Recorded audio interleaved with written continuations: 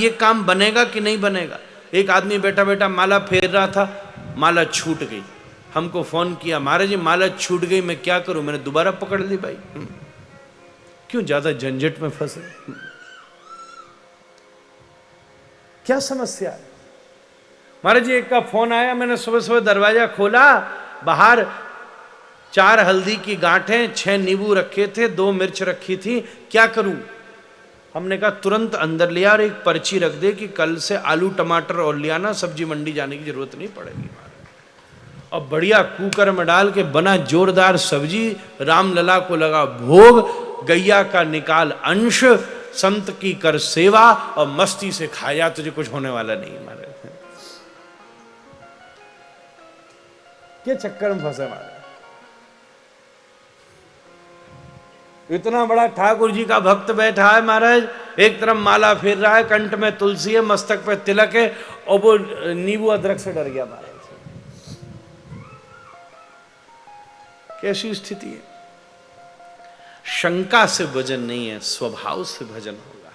स्वभावो एव सर्वो परिजायते, जलतुंबिका न्याय न रेतस्य ऊर्ध्व गमनम। शबरी जी ने कोई शंका करी, हम 36 शंका करते, भगवान ये खाएंगे कि नहीं खाएंगे, अच्छा ये खाएंगे कि अच्छा वो खाएंगे, क्या खाएंगे। शबरी जी तो सामने बैठी, प्रभु हमको तो एक ही चीज मालूम है, जीवन भर हमने कुछ नहीं किया, छोटी सी थी। महर्षि मतंग ने ये बेर दे दिए महाराज। मन में इच्छा हुई थी कि बेर खाऊं। महर्षि मतंग बोले तुझे बेर अच्छे लगते हैं। 5 साल की थी, शबर जाति में पैदा हुई, 5 बरस की। बेर अच्छे लगते हैं? हाँ बाबा बहुत अच्छे लगते हैं। तो बोले तू चाहे तो मैं इन बेरों की मालकिन बना दूं तुझे। बोले हाँ बना दो बाबा।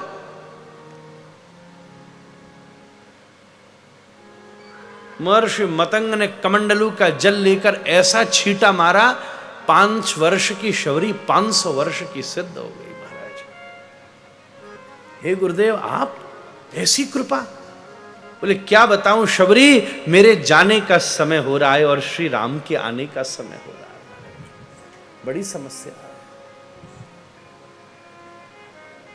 कुछ नहीं करना, बस तू प्रतीक्षा करना। योग मैंने खूब कर लिया, यज्ञ मैंने खूब कर लिए, व्रत मैंने खूब कर लिए, तप मैंने खूब कर लिए, जप मैंने खूब कर लिए, अनुष्ठान मैंने खूब कर ली, तूने कुछ नहीं करना। तेने तो द्वार पर खड़े होकर रघुनाथ की प्रतीक्षा करनी है महाराज, और कुछ नहीं करना, और सब हमने कर लिया।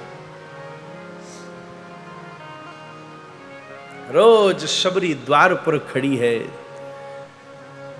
बेर तोड़ लेती है। आज राम जी आए तो कहते राम जी मेरे बेर नहीं है, मैंने केवल बेर नहीं तोड़े हैं, इन बेरों से आपका वर्ण किया है। ये बेर नहीं है, ये मन का है।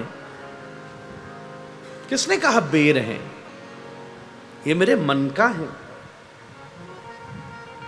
बेरखा की माला है, एक एक माला, ये राम की है क्या? मैं राम के लिए तोड़ूं? ये मेरा योग है, मेरा ध्यान है, मेरा अभिषेक है महाराज। रोज द्वार पर खड़ी हो जाती। आ गए क्या? कोई पेड़ हिला, यही है क्या? गुरुदेव ने ये कहा था, कैसे पहचानेगी राम को? रोज खड़ी होती थी। 5 वर्ष की शबरी 88 वर्ष तक खड़ी रही। देखा नहीं था, पहचानेगी कैसे? बड़ी मुश्किल है। आज किसी की पहचान बता दो तो पहचानने को तैयार नहीं है, पहचानेगी कैसे? गुरुदेव ने कहा था शबरी, जिसको देखने के बाद दूसरे को देखने की इच्छा न रह जाए, जिसके स्वागत के बाद किसी दूसरे को बुलाने की इच्छा न रह जाए, जिसको सुनने के बाद किसी को सुनने की अभिलाषा न रह जाए, जिसके आने के बाद किसी और का इंतजार न रह जाए महाराज, जिसको खिलाने के बाद कुछ खाने की इच्छा ही ना रही। जिसको देखने के बाद वो ही सब में दिखने लगे, तो समझ लेना तेरी आंख से राम गुजरे हैं महाराज, तेरे सामने जो आए हैं वो रघुनाथ हैं महाराज। आहा, क्या चक्कर में फंसी महाराज, कहां भेद हो गया। शबरी को गुरुदेव ने उसके स्वभाव को बता दिया, स्वभाव को बता दिया।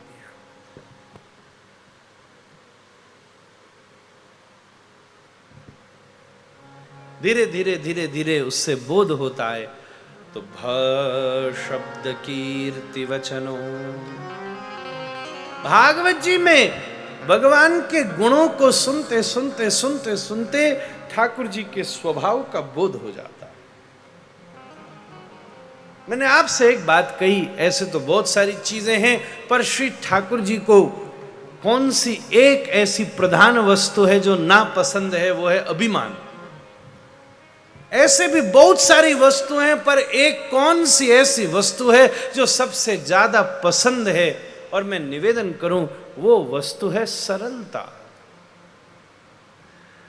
ठाकुर जी को सरलता से ज्यादा पसंद और कुछ नहीं महाराज, न रबड़ी पसंद न रसगुल्ला पसंद। निर्मल मन जन सो मोहि पावा, सहज सरल सुगम श्री श्याम सुंदर श्री राम को अति प्रिय। लखनलाल जी बड़े नाराज हो रहे, शबरी के झूठे बेर श्री रघुनाथ पारे, वो पास में खड़े खड़े नाराज हो रहे। बताओ, सीता जी को खोज हुए निकले और ये आपस में बेर खाने में व्यस्त है महाराज। सरल व्यक्ति ठाकुर जी को कैसा भी पसंद है महाराज, और दुनिया में सबसे कठिन काम ही सबसे सरल होना है महाराज, और सबसे सरल काम ही सबसे कठिन होना है महाराज। ठाकुर जी के स्वभाव का अगर बोध हो गया तो फिर आप प्रभाव में नहीं आओगे, भाव में आओगे। अभी हम भगवान के पास क्यों आते हैं? या तो अभाव में आते हैं या प्रभाव में आते हैं। अभाव में आते हैं तो इसलिए आते हैं कि ऐसा लगता है यहां गए तो हमारी कामना पूरी हो जाएगी, इसलिए 2 महीना यहां जाते हैं, 4 महीना वहां जाते हैं, 3 महीना वहां जाते हैं, 6 महीना वहां जाते हैं। मंदिरों में अभाव में घूमते, और या फिर दूसरा विकल्प है प्रभाव।